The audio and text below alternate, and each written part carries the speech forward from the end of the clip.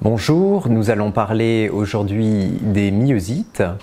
Je suis Alain Meyer, rhumatologue au CHU de Strasbourg, au service des explorations fonctionnelles musculaires et au centre de référence des maladies auto-immunes rares de Strasbourg. Nous verrons tout d'abord qu'est-ce qu'une myosite, comment typer les myosites pour mieux personnaliser le traitement, comment traiter les myosites et comment mieux vivre avec les traitements. Qu'est-ce qu'une myosite ? Il faut savoir que les myosites sont des pathologies de découverte relativement récentes. Leur première description remonte au XIXe siècle et ces dernières années, des progrès importants dans la compréhension de ces pathologies et dans leur traitement ont été obtenus.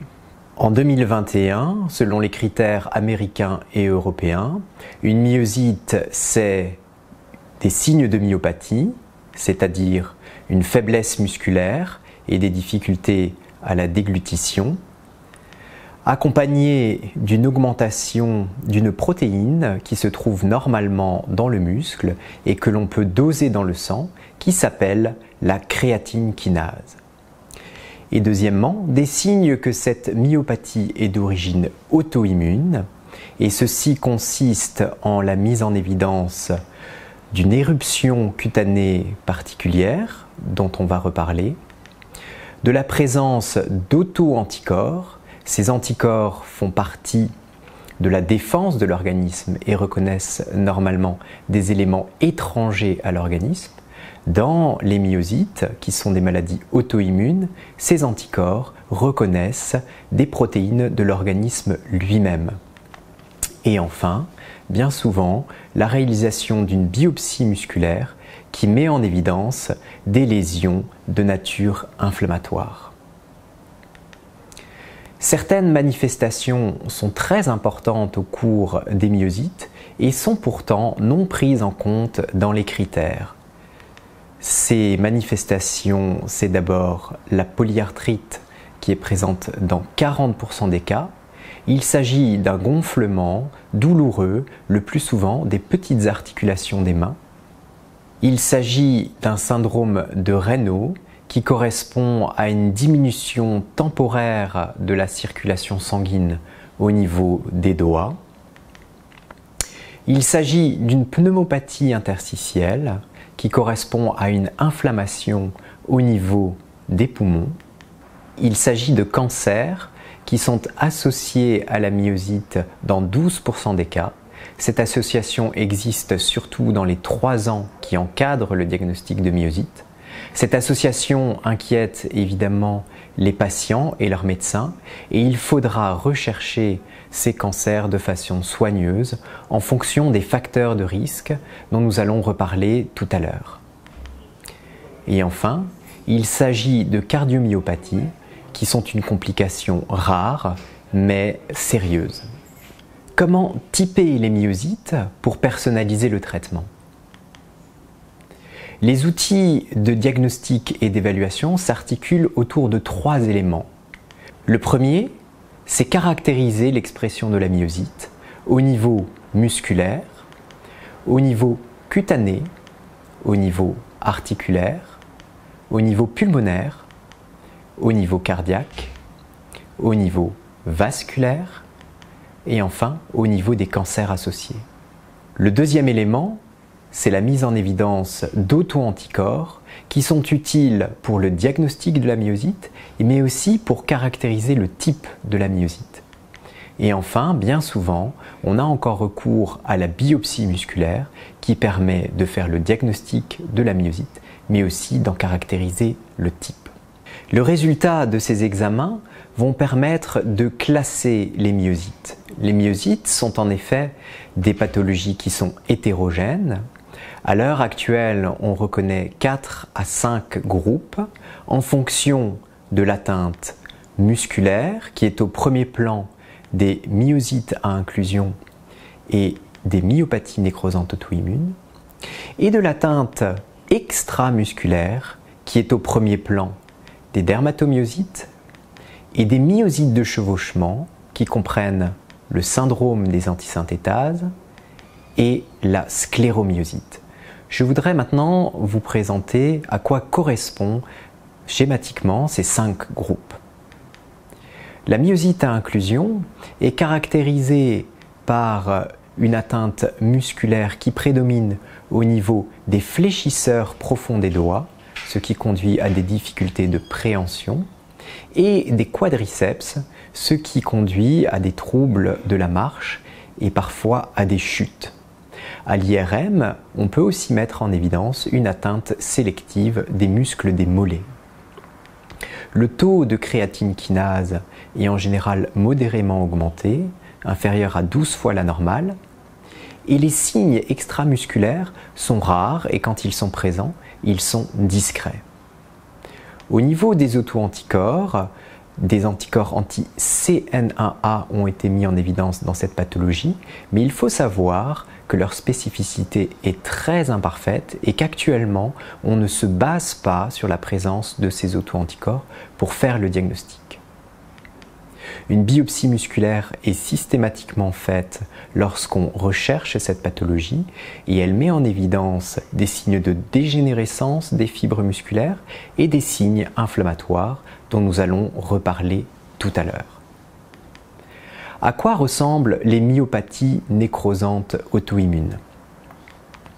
Dans cette pathologie, la faiblesse est présente au niveau de la racine proximale des membres supérieurs et surtout inférieurs.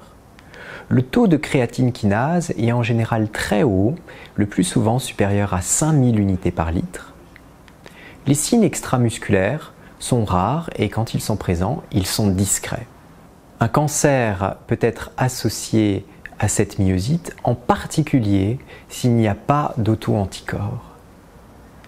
2 auto-anticorps sont extrêmement utiles pour le diagnostic de ces pathologies et ils ont révolutionné le diagnostic des myopathies nécrosantes auto-immunes.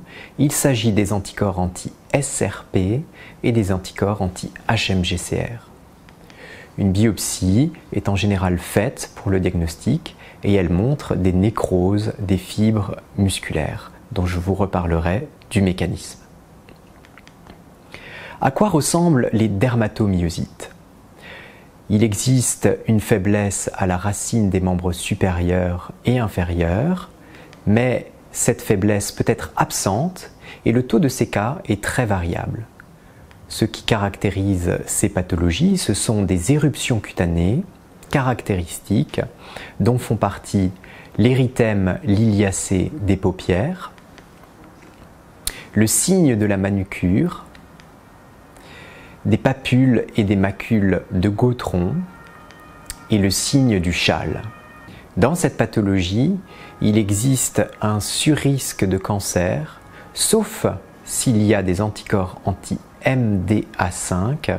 Ces anticorps sont associés à un risque de pneumopathie interstitielle. 5 auto-anticorps ont été mis en évidence au cours des dermatomyosites.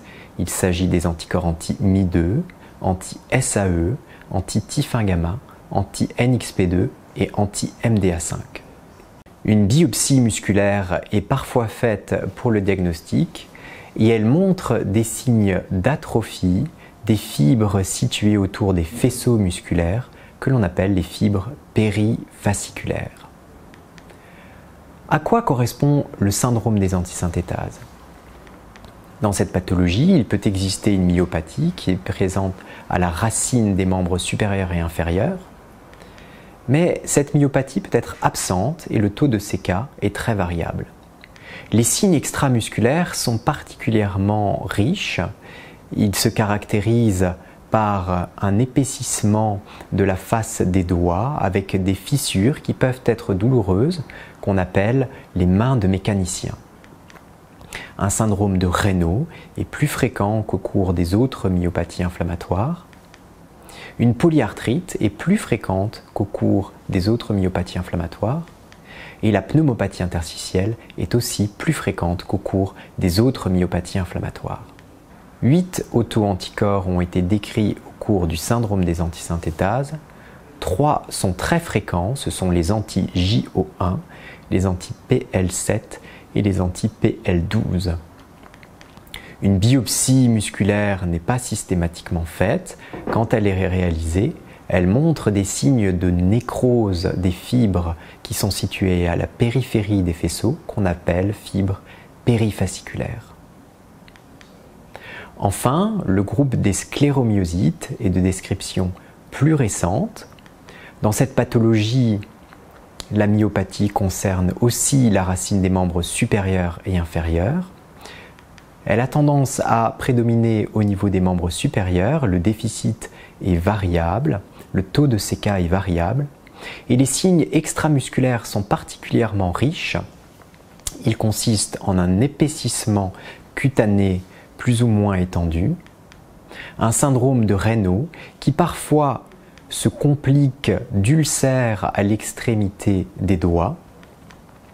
La polyarthrite est plus fréquente qu'au cours des autres myopathies inflammatoires. La pneumopathie interstitielle est plus fréquente qu'au cours des autres myopathies inflammatoires. Et les atteintes cardiaques sont plus fréquentes qu'au cours des autres myopathies inflammatoires. De nombreux auto-anticorps ont été associés à la scléromyosite. La biopsie musculaire, quand elle est réalisée, montre une lésion caractéristique qui consiste en un épaississement de la paroi des vaisseaux au niveau du muscle. Nous avons vu comment les myosites sont des pathologies hétérogènes au sein desquelles on peut distinguer différents sous-groupes.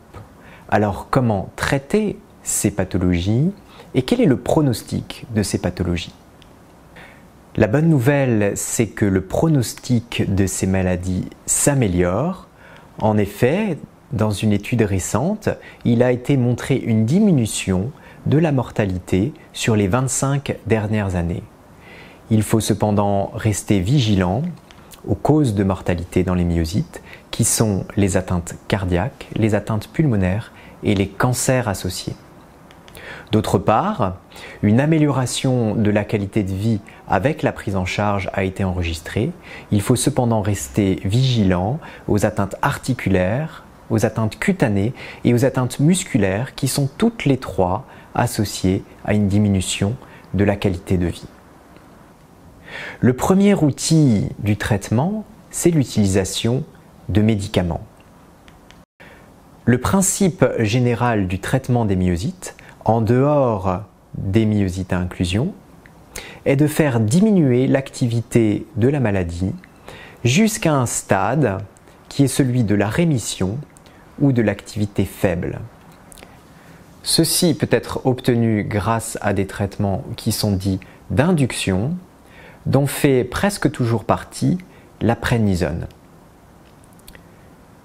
Le deuxième objectif, c'est celui de maintenir la rémission ou l'activité faible sans corticothérapie ou avec la dose minimale. Le deuxième objectif, c'est celui de maintenir la rémission sans prednisone ou avec la dose minimale de prednisone, et ceci peut être obtenu grâce à différents traitements immunomodulateurs. Le principe général du traitement des myosites à inclusion est celui de diminuer l'activité de la maladie pour freiner sa progression. Dans cet objectif, la prednisone n'a pas de place. En revanche, plusieurs traitements immunomodulateurs peuvent être discutés et nous allons en reparler. Il faut savoir que le niveau de preuve des traitements disponibles à l'heure actuelle est faible. Au cours des myosites, en dehors des myosites à inclusion, nous ne disposons que d'une dizaine d'essais randomisés contrôlés publiés. Un seul essai avait inclus plus que 50 patients. Et alors même que je vous montrais que les myosites sont des pathologies hétérogènes, la plupart de ces essais ont inclus des patients avec différents types de myosites, ce qui conduit à des résultats de faible qualité. Le même constat peut être fait pour les myosites à inclusion.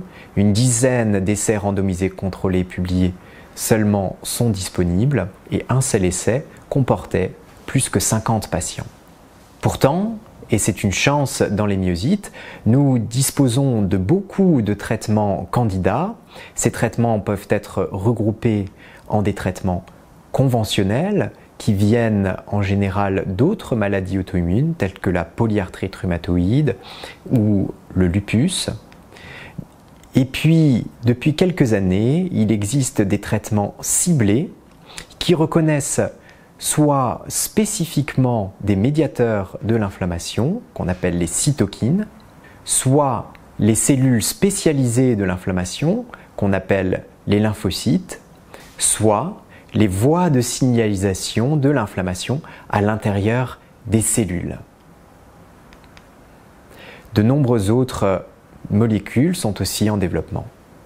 Nous disposons de recommandations au cours de la dermatomyosite. L'objectif de cette diapositive est de vous montrer le principe général de traitement. Chaque traitement doit être discuté dans un centre de référence des maladies neuromusculaires ou des maladies auto-immunes rares. Le premier élément du traitement, c'est de rechercher des signes de gravité. En l'absence de signes de gravité, le traitement d'induction comprendra en général de la prénisone, du méthotrexate, de l'hydroxychloroquine et des traitements topiques qui peuvent être appliqués sur les lésions. Quand il existe des signes de gravité extrapulmonaires qui sont des difficultés à avaler, une faiblesse musculaire importante, des ulcérations cutanées importantes ou une atteinte cardiaque, le traitement de première intention est renforcé par de la corticothérapie intraveineuse, des immunoglobulines intraveineuses ou parfois des plasmaphérèses. Quand il existe des signes de gravité pulmonaire, la corticothérapie peut être aussi utilisée en intraveineux, le cyclophosphamide et les inhibiteurs de calcinurine sont recommandés et parfois la plasmaphérèse est utilisée. L'évaluation de l'efficacité de ces traitements met en général un peu de temps et c'est à partir de 3 mois que l'on peut commencer à enregistrer une amélioration de la situation clinique. Si la réponse est bonne, on passe au traitement de maintien qui va consister en un sevrage des corticoïdes et des immunoglobulines intraveineuses et au maintien du traitement immunomodulateur le plus simple, en général le méthotrexate. La durée de traitement recommandée est en général d'au moins 3 ans. Si la réponse est insuffisante, la myosite est dite alors réfractaire et il est recommandé de changer le traitement immunomodulateur conventionnel qui est en général le méthotrexate pour un autre traitement, l'azathioprine ou le Cellcept. Le rituximab peut être utilisé et les immunoglobulines intraveineuses, si elles n'ont pas encore été utilisées, peuvent être alors débutées. Vous voyez donc sur cette diapositive que le traitement est personnalisé à l'atteinte, que l'évaluation de l'efficacité met un petit peu de temps et que l'objectif est d'obtenir le traitement le plus simple, sans corticoïdes et pour une durée d'au moins 3 ans. De la recherche est en cours pour améliorer le traitement des dermatomyosites. Il a été montré que ces pathologies sont caractérisées par un taux élevé d'une cytokine appelée interféron de type 1 dans le sang et dans le muscle des patients. Cette cytokine, lorsqu'elle se lie à son récepteur au niveau des cellules musculaires et au niveau des vaisseaux, induit des lésions tissulaires. Une molécule développée dans la polyarthrite rhumatoïde qui s'appelle le baricitinib est capable de bloquer la voie de signalisation du récepteur de l'interféron de type 1. Un protocole de recherche a été débuté en France. L'investigateur principal est le docteur Yves Allenbach et je vous invite à vous rapprocher des centres participants à cet essai si vous souhaitez y participer. Des recommandations européenne existe aussi pour le traitement des myopathies nécrosantes auto-immunes. L'objectif est là encore de vous montrer le schéma général. Le traitement doit être discuté au cas par cas dans des centres de référence de maladies auto-immunes rares ou de maladies neuromusculaires. Le traitement d'induction repose dans ces pathologies, en l'absence de signes de gravité, sur la prénisone et le méthotrexate. Lorsqu'il existe des signes de gravité, qui sont des troubles de la déglutition ou une perte de la marche, le traitement d'induction repose sur la corticothérapie qui peut être administrée par voie intraveineuse, sur le rituximab s'il existe des anticorps anti-SRP, et sur les immunoglobulines intraveineuses s'il existe des anticorps anti-HMGCR. L'évaluation de l'efficacité de ces traitements met là encore un peu de temps et il est recommandé d'évaluer le succès ou non de ces traitements à 6 mois. Si la réponse est bonne, on va passer au traitement de maintenance qui consistera à sevrer la corticothérapie et les immunoglobulines intraveineuses et à maintenir le méthotrexate et ou le rituximab pour une durée minimale de 2 ans. Si la réponse est insuffisante, on est face à une myosite qui est dite réfractaire. Dans ce cas, si le rituximab était utilisé, on passera aux immunoglobulines intraveineuses. Et si les immunoglobulines intraveineuses étaient utilisées, on passera au rituximab. Là encore, l'objectif est de vous montrer qu'il existe une personnalisation du traitement en fonction de la gravité, en fonction de l'auto-anticorps, que l'évaluation met un petit peu de temps et que l'objectif du traitement est de sevrer la corticothérapie, les immunoglobulines intraveineuses et de laisser le traitement le plus simple possible. De la recherche pour améliorer le traitement des myopathies nécrosantes est en cours. Elle repose, comme pour la dermatomyosite, sur la connaissance actuelle des mécanismes de cette pathologie. Dans cette pathologie, il a été montré par l'équipe d'Olivier Benveniste à Paris et d'Olivier Boyer à Rouen que les auto-anticorps ont un rôle pathogène. Ils sont capables de se fixer à la surface des cellules musculaires et de conduire à l'activation d'un acteur de la défense immunitaire qu'on appelle le complément. Ce complément sert à faire des trous dans la membrane des cellules, normalement les micro-organismes étrangers, et leur activation au niveau du muscle conduit à la nécrose des fibres musculaires. En raison de ce mécanisme physiopathologique, un traitement appelé zilucoplan, qui est capable de bloquer l'activation du complément, avait été testé au cours de ces pathologies. Très récemment, il a été montré que ce traitement n'apportait pas d'amélioration, mais d'autres cibles candidates sont présentes et la recherche continue pour améliorer le traitement des myopathies nécrosantes auto-immunes. Des recommandations françaises faites sous l'égide de la filière des maladies auto-immunes rares et de la filière des maladies neuromusculaires sont en cours d'élaboration pour la myosite à inclusion. Ces recommandations ont notamment pour objet de préciser la place de la rapamycine, du méthotrexate et des immunoglobulines intraveineuses au cours des myosites à inclusion. Les myosites à inclusion se caractérisent par 2 composantes. La première, c'est des phénomènes dégénératifs au sein des fibres musculaires. Et la deuxième, c'est une agression des fibres musculaires par des cellules immunitaires particulières qui sont des lymphocytes T cytotoxiques très différenciés. L'arimoclomol est un composé qui visait à inhiber les phénomènes dégénératifs dans les fibres musculaires. Malheureusement, cet essai a été récemment rapporté comme étant négatif. Un essai va débuter avec un traitement qui vise à supprimer les lymphocytes T cytotoxiques très différenciés avec un anticorps dirigé contre une protéine appelée KLRG1. Et puis, vous savez que l'équipe d'Olivier Benveniste a rapporté des effets très encourageants de la rapamycine, une molécule qui cible à la fois les phénomènes dégénératifs dans la fibre musculaire et à la fois les phénomènes inflammatoires. Un essai multicentrique international va prochainement débuter avec ce traitement. À l'heure actuelle, il n'y a pas de recommandation consensuelle pour le traitement du syndrome des antisynthétases et de la scléromyosite. En pratique, les prescriptions sont proches des recommandations qui existent pour la dermatomyosite. Il y a de la recherche en cours pour le traitement, en particulier une étude qui s'appelle 4 pattes, dont l'investigateur principal est le docteur Baptiste Hervier.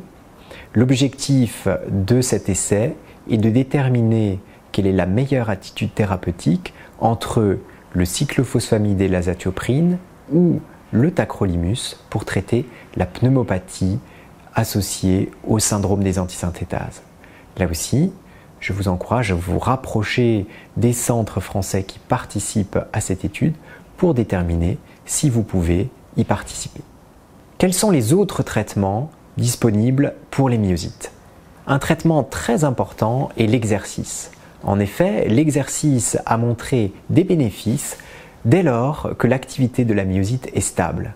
Ces bénéfices sont à la fois sur les capacités musculaires, sur les capacités aérobies, sur la diminution de l'activité de la maladie, sur la diminution du handicap et sur l'augmentation de la qualité de vie. En effet, sur la base des essais thérapeutiques qui ont été conduits, il apparaît que un exercice en endurance de 90 à 180 minutes par semaine, à 60 à 70% des capacités aérobies, améliore les capacités aérobies.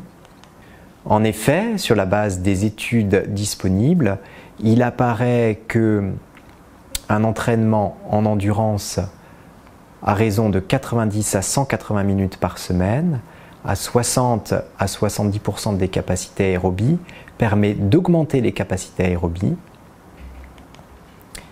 et qu'un entraînement en résistance à raison de 3 fois par semaine, avec 1 à 3 sets de répétition, à 3 à 40% de la charge maximale, augmente la force musculaire.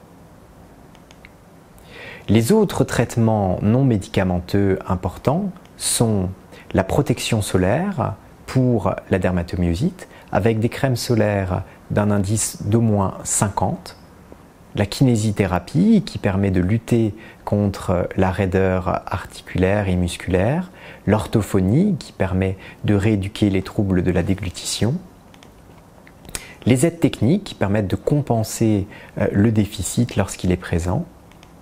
Et parfois, on a recours à la chirurgie pour traiter la calcinose, qui est une complication cutanée des dermatomyosites et de la scléromyosite, et des troubles de la déglutition lorsqu'ils sont réfractaires, en particulier dans la myosite à inclusion. Enfin, pour terminer, comment mieux vivre avec les traitements? Il est très important de conduire des mesures associées au traitement pour les accompagner. La première mesure, c'est de prévenir les effets secondaires de la corticothérapie. Et pour cela, il est important de contrôler les facteurs de risque cardiovasculaire et de contrôler les risques de fracture. Le risque infectieux est augmenté avec ces traitements. Il est important de prévenir et de surveiller ce risque. Des interactions médicamenteuses existent. Il est important de toujours signaler les traitements qui sont en cours pour éviter les risques d'interaction médicamenteuse. Dans le même registre, il est important de programmer la chirurgie et les soins dentaires pour pouvoir, si nécessaire, suspendre les traitements pendant le temps de la chirurgie ou des soins dentaires. Il est important aussi de programmer la grossesse, car la grossesse et l'allaitement peuvent être contre-indiqués sous certains de ces médicaments, en particulier le méthotrexate. Une question récurrente est celle de la nutrition. Actuellement, il n'y a pas de recommandation nutritionnelle spécifique aux myosites. Il est important en revanche de mener le régime qui est associé à la corticothérapie, qui consiste à ne pas avoir un apport calorique trop important, ne pas manger trop gras, trop sucré, trop salé, et veiller à des apports calciques suffisants pour protéger l'os. Il n'y a pas de supplémentation recommandée spécifiquement pour les myosites. Une supplémentation doit être conduite si une carence est mise en évidence, notamment en vitamine D, en fer ou en calcium. Les régimes d'exclusion sont à déconseiller. Ils n'ont pas montré d'efficacité au cours des myosites. Ils n'ont pas d'ailleurs montré d'efficacité au cours d'autres pathologies auto-immunes. Ils sont en revanche associés à un risque cardiovasculaire et un risque osseux qui est augmenté. Les apports protéiques au cours des myosites doivent être précisés, mais on peut conseiller à l'heure actuelle les recommandations de l'ANSES pour ces apports protéiques qui sont de 0,83 à 2,2 grammes par kilo et par jour. Le détail de ces recommandations est disponible sur le site de l'ANSES. Enfin, il faut signaler l'importance des soutiens. Une association de patients dédiée aux myosites existe. Elle s'appelle le groupe d'intérêt myopathie inflammatoire et vous trouverez les coordonnées de cette association sur le net. La filière des maladies auto-immunes rares et la filière des maladies neuromusculaires émet des documents concernant les myosites à destination des patients. Et puis on peut signaler enfin le développement d'applications dédiées à l'aide à la prise de traitement et aux mesures associées au traitement. Une application a notamment été développée pour le méthotrexate. Il est facile et gratuit de la télécharger sur son smartphone et cette application s'appelle eBoot. En conclusion, j'espère avoir pu vous montrer par cette présentation l'importance d'un diagnostic personnalisé pour les myosites, les progrès de la recherche pour les traitements des myosites, l'importance des mesures associées et l'importance des soutiens. Je vous remercie pour votre attention.